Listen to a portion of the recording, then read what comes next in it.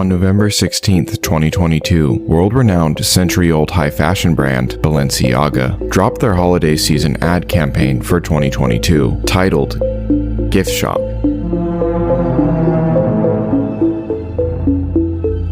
The campaign quickly went viral due to the public becoming concerned, then outraged, over the fact that the ad campaign was centered around photos featuring children holding teddy bears that had black eyes, fishnets, harnesses, or were overall BDSM themed. News sites almost immediately labeled the social media outrage as a wacky conspiracy theory, but this did not stop the iconic brand from making multiple apology statements and removing all of the advertisements. And in the following days, as people began to dig deeper into the company's internet activity over the years, the brand abruptly removed their Twitter handle and nuked their Instagram account, which is sitting at over 14 million followers. So, what were they trying to hide? Was this just a surface-level instance of bad taste, a reckless mistake, or a representation of a dark element among the elite inner circle of the fashion industry? In this video, I'll be covering every bit of relevant information I could find while watching this play out over the last couple weeks. Even if this were a one-time incident, I'd still have a lot of questions due to the amount of scrutiny and planning that goes into these luxury brand ad campaigns. Every detail is carefully pored over by artists, editors, designers, and often full committees to ensure success. Meaning that even if the gift shop holiday ad campaign pictures were the only issue, it would still be a major red flag. In a few moments, I'll highlight some of the strange references, of which there are many, in the holiday ad campaign photos. But first, let's take a look at the ad campaign that dropped 5 days after Gift Shop. This was the 2023 Garde-Robe campaign. In my opinion, some of the most shocking details were found when visiting the website's homepage and saw the 2023 Garde-Robe photos. The homepage featured this photo, a promotional image advertising a collaborative campaign with Adidas. As you can see, prominently featured in this image is this document.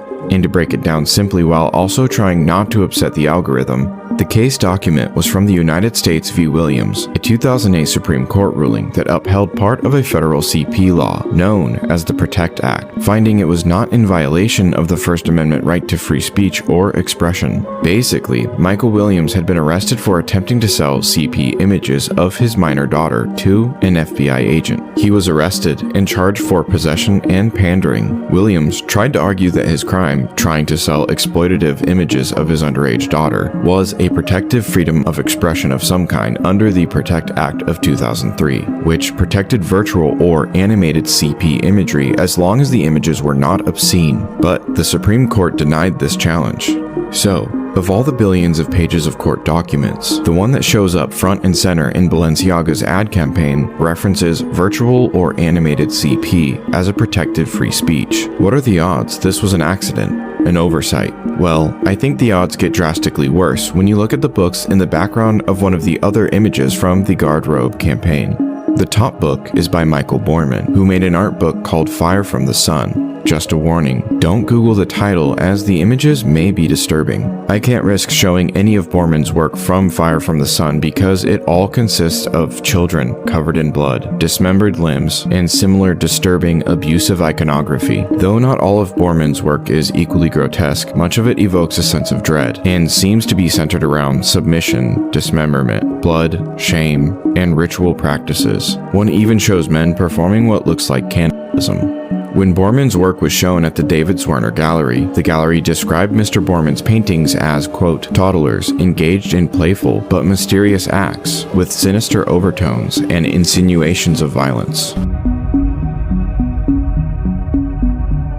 Another book visible in the photo is The Cremaster Cycle. The Cremaster Cycle is a series of 5 feature-length films, sculptures, photographs, drawings, and art books. Created by American artist Matthew Barney, The Cremaster Cycle was made over a period of 8 years, 1994 to 2002, and culminated in a major exhibition at the Guggenheim Museum. Supposedly, this was actually in conjunction with some of Michael Borman's paintings. Its concept is based on the male cremaster muscle, the primary function of which is to raise and lower the testes in response to temperature. The project is filled with anatomical allusions to the position of the reproductive organs during the embryonic process of sexual differentiation. So the guy spent 8 years on a multimedia art show about nuts.